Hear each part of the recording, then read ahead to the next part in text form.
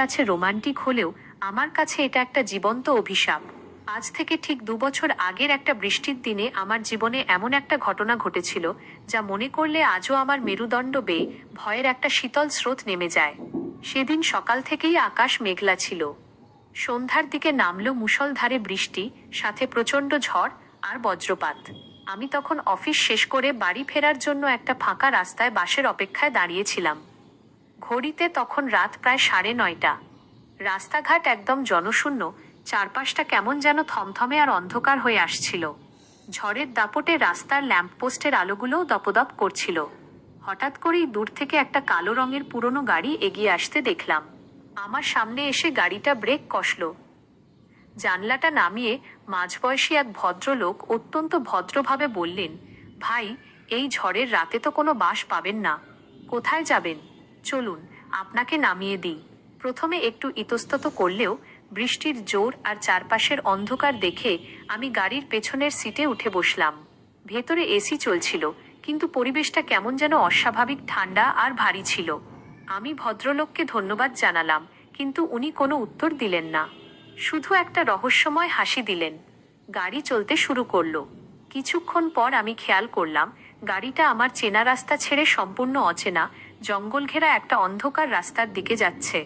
আমি একটু ভয় পেয়ে বললাম, আরে ভাই, আপনি ভুল রাস্তায় যাচ্ছেন। আমার বাড়ি তো ওদিকে না। চালক কোনো কথা বললেন না। গাড়ির গতি আরও বেড়ে গেল। আমি কিছুটা আতঙ্কিত হয়ে ওনাকে গাড়ি থামাতে বললাম, কিন্তু কোনো লাভ হলো না।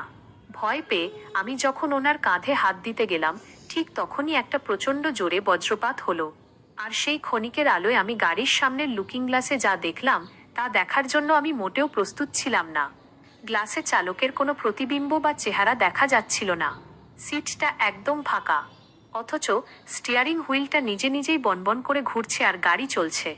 আমার গায়ের লোম খাড়া হয়ে গেল। আমি চিৎকার করে পেছনের দরজা খোলার চেষ্টা করলাম, কিন্তু দরজা লক করা ছিল।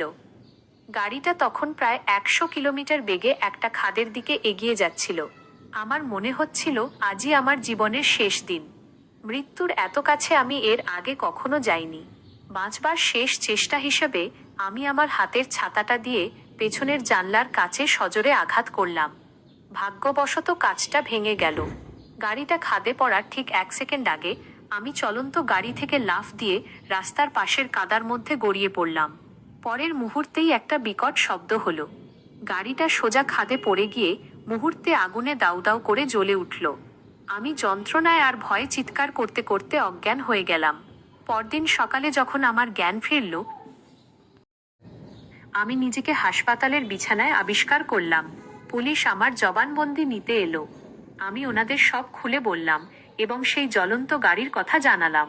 কিন্তু পুলিশের মুখে যা শুনলাম তা শোনার পর আমার পায়ের তলা থেকে মাটি সরে গেল।